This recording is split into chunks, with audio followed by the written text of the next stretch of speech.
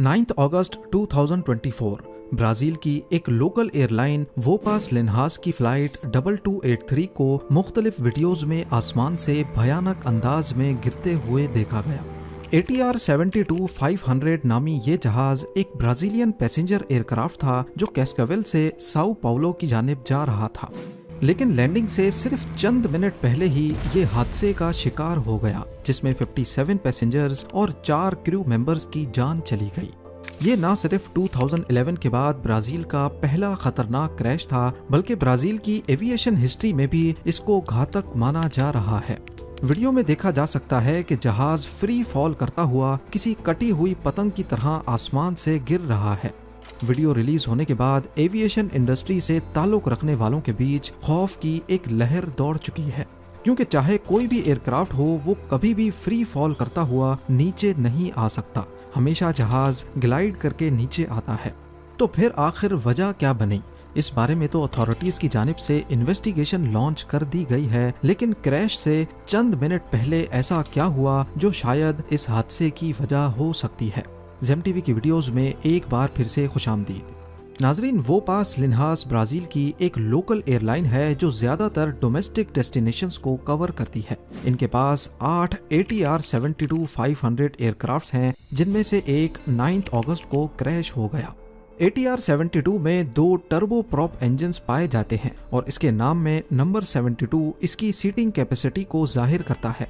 इसको फ्रांस और इटली में एयरक्राफ्ट मैन्युफैक्चरर ATR की जानिब से बनाया गया, जबकि इस कंपनी में एयरबस का भी 50% शेयर है, जो अपनी टेक्नोलॉजी को ATR के साथ शेयर करता है।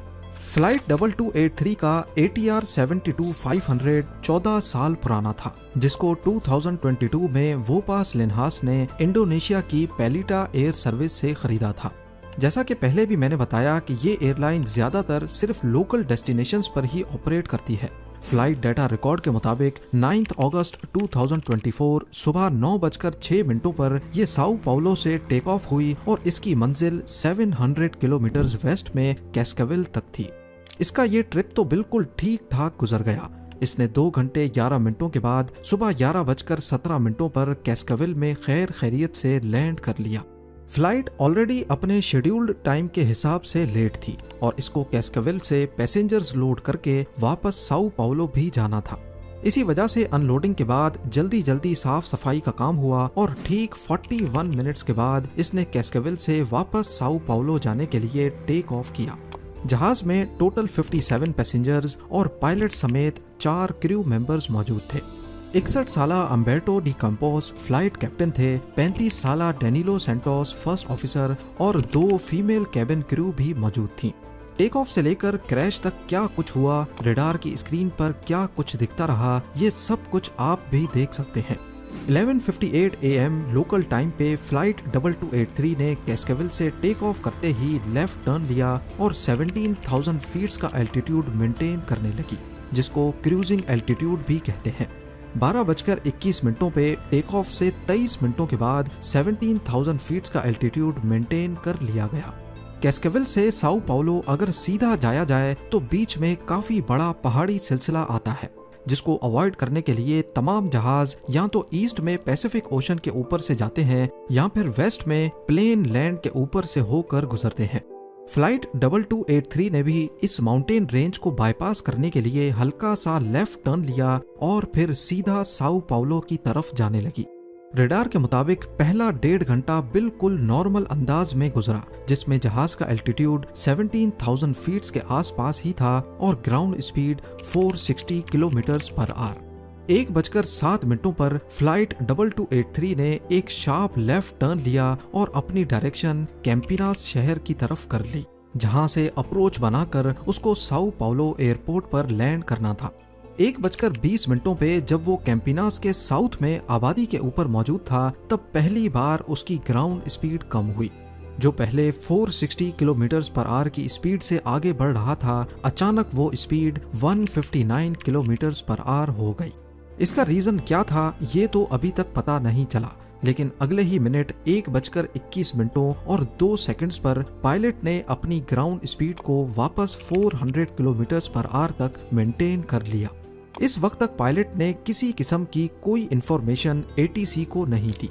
ये वो पॉइंट था जहां से जहाज की डायरेक्शन साओ पाउलो एयरपोर्ट की तरफ करनी थी और रेडार में हम देख भी सकते हैं कि पायलट ने जहाज को राइट टर्न करवाना शुरू कर दिया। लेकिन सिर्फ 13 सेकंड्स के बाद 1:21 और 15 सेकंड्स पर जब वो टर्न कर ही रहा था कि अचानक पहले ग्राउंड स्पीड कम हुई और उसके साथ ही वर्टिकल स्पीड यानी जिस स्पीड से जहाज नीचे या ऊपर जाता है वो कम होने लगी। रेडार में देखा गया कि 17,000 फीट्स पे उड़ने वाला जहाज 13,000 फीट्स पर मिनट की स्पीड से नीचे आने लगा, वो भी गोल घूमता हुआ। और इस दौरान इसकी ग्राउंड स्पीड यानी आगे बढ़ने वाली स्पीड 400 से कम होकर 100 किलोमीटर पर आवर तक रह गई। इस पूरे प्रोसेस में सिर्फ 1 मिनट और 14 सेकंड्स ही लगे, यानी इतने कम वक्त में जहाज 17,000 फीट से सीधा जमीन पे आ गिरा। इस दौरान जहाज 180 फीट्स पर सेकंड की स्पीड से नीचे आ रहा था और पायलट्स के पास शायद इतना वक्त नहीं था कि वो ATC को भी अपनी सिचुएशन के बारे में आगाह कर सकें। जिस जगह पे फ्लाइट की वर्टिकल स्पीड कम होना शुरू हुई और जिस जगह इसने क्रैश किया, इसके बीच सिर्फ 1.3 किलोमीटर का ही फासला है। इस अचानक गिरने के पीछे की असल वजह क्या थी, ये तो इन्वेस्टिगेशन के बाद मालूम पड़ेगा। लेकिन अभी तक जो मालूमात मौजूद हैं उसके हिसाब से जिस एरिया में क्रैश हुआ वहां 12,000 से 21,000 फीट्स के एल्टीट्यूड पर पहले से बर्फ जमने की इंफॉर्मेशन तमाम पायलट्स को दी गई थी, जिसको सिगमेट एडवाइजरी यानी सिग्निफिकेंट मीटरोलॉजिकल इंफॉर्मेशन भी कहा जाता है। अगर जहाज के विंग्स पर बर्फ जमना शुरू हो जाए तो ये काफी खतरे की बात होती है, क्योंकि बर्फ की वजह से जहाज की एरोडायनेमिक्स बदल जाती है और हवा जो उसको लिफ्ट देती है वो लिफ्ट अब कम हो जाती है। बर्फ जमने की वजह से दूसरा मसला ये भी होता है कि विंग्स, रडर्स, एलरॉन्स और एलिवेटर्स जो कि एयरक्राफ्ट के मूविंग पार्ट्स होते हैं उनके बीच बर्फ फंस जाती है और वो हिल नहीं सकते, यानी पायलट के इनपुट देने के बावजूद जहाज राइट या लेफ्ट नहीं हो पाएगा। इस चीज से बचने के लिए अक्सर मॉडर्न एयरक्राफ्ट्स में तो ऑटोमेटिक हीटिंग सिस्टम होता है जो अहम हिस्सों पर बर्फ जमने ही नहीं देता। कुछ एयरक्राफ्ट्स ऐसे होते हैं जिन पर फ्लाइट से पहले एक खास केमिकल का स्प्रे किया जाता है जिससे बर्फ जम नहीं पाती। ATR 72-500 में मुख्तलिफ किस्म के डी आइसिंग सिस्टम्स इंस्टॉल हैं।